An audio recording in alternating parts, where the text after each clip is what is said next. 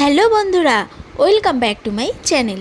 তো আমি ময়না আর তোমাদের সামনে আবার একটা নতুন ভিডিও নিয়ে চলে এসেছি। আর ভিডিওটা কি সেটা তো তোমরা দেখতেই পাচ্ছ। হ্যাঁ, মটনের রেসিপি। হ্যাঁ, বলতে পারো আমার বরের খুব একটা ফেভারিট জিনিস। আর বলতে পারো এই ভিডিওটা বরের রিকোয়েস্টেই বানানো, কারণ আমার বর আমাকে সবসময় বলে তুমি শুধু নিজেরই ভিডিও বানাও, তুমি এত কিছু রান্না করে রান্নার ভিডিও কেন শেয়ার করো না।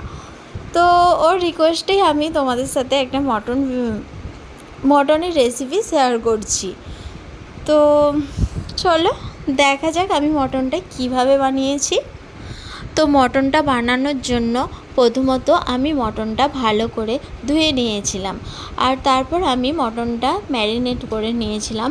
ম্যারিনেট করার জন্য আমি এখানে নিয়েছিলাম 1 চামচ হলুদ গুঁড়ো, জিরে গুঁড়ো, লঙ্কা গুঁড়ো, আর দিয়ে দিয়েছিলাম অল্প পরিমাণের সর্ষের তেল, আর দিয়েছিলাম অল্প পরিমাণের নুন। তো এগুলোকে দিয়ে আমি ম্যারিনেট করে মটনটা আমি চাপা দিয়ে রেখে দিয়েছিলাম আধ ঘন্টা আগে।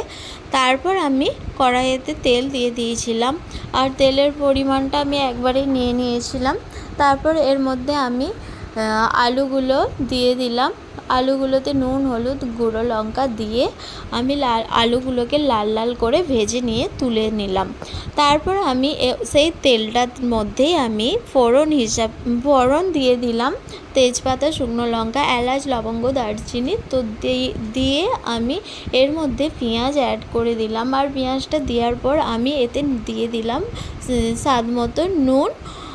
আর তারপর আমি পেঁয়াজটা বেশ কিছুক্ষণ একটু ভেজে নিলাম, খুব একটা বেশি ভাজিনি, অল্প ভেজে নিয়ে তারপর এর মধ্যে আমি আদা রসুনটা অ্যাড করে দিলাম। আদা রসুনটা দিয়ে একসাথে আরও বেশ কিছুক্ষণ ভেজে নিলাম। ভেজে নিয়ে মশলাটা কষিয়ে নিলাম। তারপর আমি এর মধ্যে দিয়ে দিলাম টমেটো আর কাঁচা লঙ্কা একসাথে পেস্ট করে রেখেছিলাম, সেটাও দেওয়ার পর আরও কিছুক্ষণ কষিয়ে নিলাম। কষিয়ে নেওয়ার পর এর মধ্যে আমি একটা বাটির মধ্যে আমি গুঁড়ো মশলাগুলো গুলে রেখেছিলাম। তারপর ওই গুঁড়ো মশলার জলটা আমি অ্যাড করে আরও কিছুক্ষণ কষিয়ে নিলাম, যতক্ষণ না এই মশলাটা থেকে তেল বেরোচ্ছে। তো তেল বেরোনোর পর আমি এর মধ্যে মটনটা দিয়ে দিলাম, আর মটনটা দেওয়ার পর আমি স্বাদ মতো নুন দিয়ে দিয়েছিলাম। নুনের পরিমাণটা অল্পই দিলাম, কারণ হচ্ছে এর আগেও আমি নুন দিয়েছিলাম, তাই পরিমাণটা কম দিয়েছিলাম। তারপর আমার বর আমাকে সবসময় বললে তুমি আন্দাজ করে নুন দাও, নুন দেখো না কতটা টেস্ট আর নুন লাগবে কি লাগবে না, তাই আমি অল্প পরিমাণ করেই নুন দিই।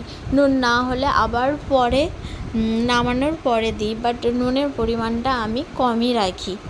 তারপর আমি মটনটা ভালো করে বেশ কিছুক্ষণ ধরে কষিয়ে নিলাম, আর যতক্ষণ না এর থেকে তেল বেরোচ্ছে ততক্ষণ আমি ছাড়িনি। তারপর বেশ তেল বেরিয়েছিল, আর দেখতেও বেশ কত সুন্দর লাগছিল, আর গন্ধটা খুব সুন্দর বেরিয়েছিল। তারপর আমি এর মধ্যে দিয়ে দিলাম ভাজা আলুগুলো দিয়েও আমি 1 থেকে 2 মিনিটের মতো কষিয়ে নিলাম।